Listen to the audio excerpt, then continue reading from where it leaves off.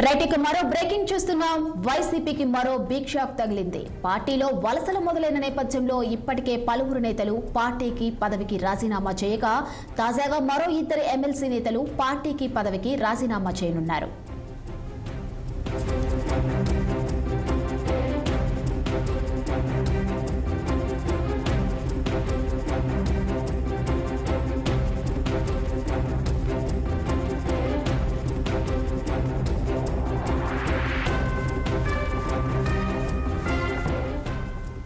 వైసీపీకి మరో big shock తగిలింది. పార్టీలో వలసలు మొదలైన నేపథ్యంలో ఇప్పటికే పలువురు నేతలు పార్టీకి పదవికి రాజీనామా చేయగా తాజాగా మరో ఇద్దరు ఎమ్మెల్సీ నేతలు పార్టీకి పదవికి రాజీనామా చేయనున్నారు.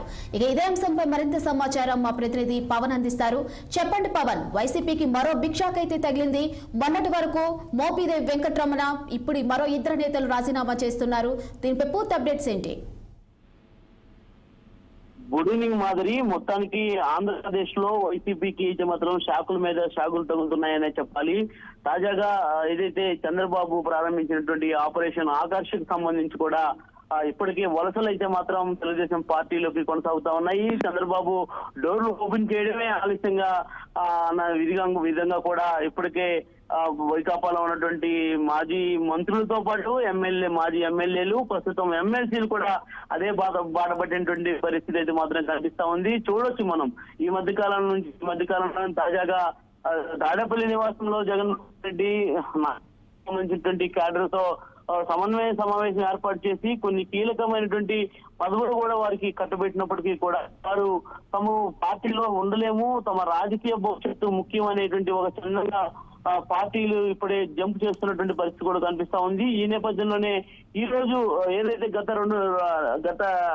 రెండు రోజుల క్రితం కూడా ఏదైతే రాజ్యసభ సభ్యులుగా ఉన్నటువంటి వెంకటరమణతో పాటు బీదా మస్తానరావు కూడా రాజ్యసభ సభ్యత్వానికి సైతం రాజీనామా చేసి టీడీపీలోకి జాయిన్ అవ్వడానికి కూడా ముహూర్తం ఖరారు చేసుకున్నటువంటి పరిస్థితులు కూడా కనిపించాయి. సో ఈ నేపథ్యంలోనే ఈ యొక్క అంశం ఇప్పటికే సోషల్ మీడియాలో కొంత హల్చల్ చక్కర్లు కొడుతున్న నేపథ్యంలో తిరిగి మరలా ఈ రోజు మరొక ఇద్దరు ఎమ్మెల్సీలు కూడా ఇదే బాటలో ప్రయాణిస్తున్నట్టుగా తెలుస్తా ఉంది. మరి అందులో భాగంగానే కర్రీ పద్మశ్రీ, అదేవిధంగా కళ్యాణ్ చక్రవర్తి, వీరిద్దరు కూడా శాసన మండలికి సంబంధించినటువంటి చైర్మన్ కు కూడా ఇప్పటికే రాజీనామా లేఖలు అందజేసినట్టుగా కూడా తెలుస్తా ఉంది. మరి ఈ నేపథ్యంలోనే వీరి యొక్క ఎమ్మెల్సీ పదవి కూడా పూర్తి స్థాయిలో రాజీనామా చేసినటువంటి ఆమోదంగా చేస్తే ఖచ్చితంగా వీరు కూడా తెలుగుదేశం పార్టీ గడపకి వచ్చేటువంటి అవకాశం అయితే ఖచ్చితంగా కనిపిస్తా ఉంది. ఇప్పటికే తెలుగుదేశం పార్టీ తీర్థం పుచ్చుకునేందుకు దాదాపుగా నేతలంతా కూడా ఒక పక్క వస్తా ఉంటే మరో పక్క మాత్రం కొంతమంది నేతలు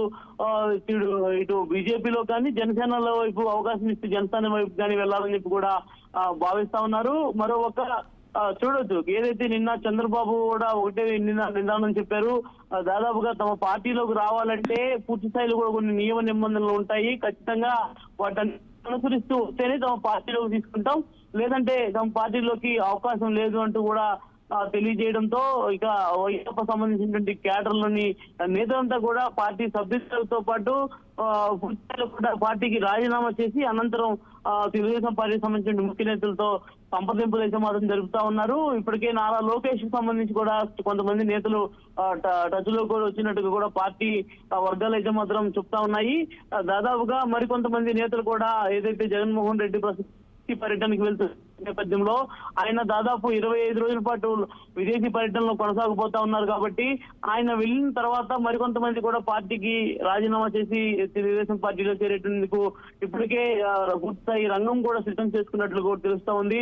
మరి వైకాపా సంబంధించినటువంటి నేతలైతే మాత్రం ఈ విషయంపై ఎక్కడ స్పందించి కూడా ఇందులో ప్రధానంగా కొన్ని కీలకమైనటువంటి అంశాలు అయితే మాత్రం వారు మీడియాతో మాట్లాడుతూ ఉన్నారు. నమ్ముకొని పనిచేసినటువంటి వీరంతా కూడా ఈ రోజు పార్టీని వీడిపోవడం ఏంటి అంటూ కూడా కొంతమంది మాజీ మంత్రి అంబటి రాంబాబు కానీ ఆ మంత్రి గతంలో మంత్రిగా పనిచేసినటువంటి ఆర్కే రోజా కానీ వీళ్ళు చేస్తున్నటువంటి కామెంట్స్ కూడా ప్రస్తుతం సోషల్ మీడియాలో చక్కలు కొడుతూ ఉన్నాయి. కానీ చంద్రబాబు తలుపులు తీసినటువంటి వెంటనే కూడా ఒక్కసారిగా ఇంత పెద్ద మొత్తంలో పార్టీలోకి రావడం అనేది మనం ముఖ్యంగా అంటే ఈ రోజు రాష్ట్రంలో ఉన్నటువంటి తాజా రాజకీయ పరిణామాల నేపథ్యంలో రాజకీయ భవిష్యత్తు కోసమే వీరంతా కూడా పార్టీలు మారుతూ కండలు కప్పుకుంటున్నారని కూడా ప్రధానంగా మనం చెప్పుకోవాల్సినటువంటి అవసరం అయితే ఖచ్చితంగా కనిపిస్తా ఉంది. Pavan right, thank you Pawan.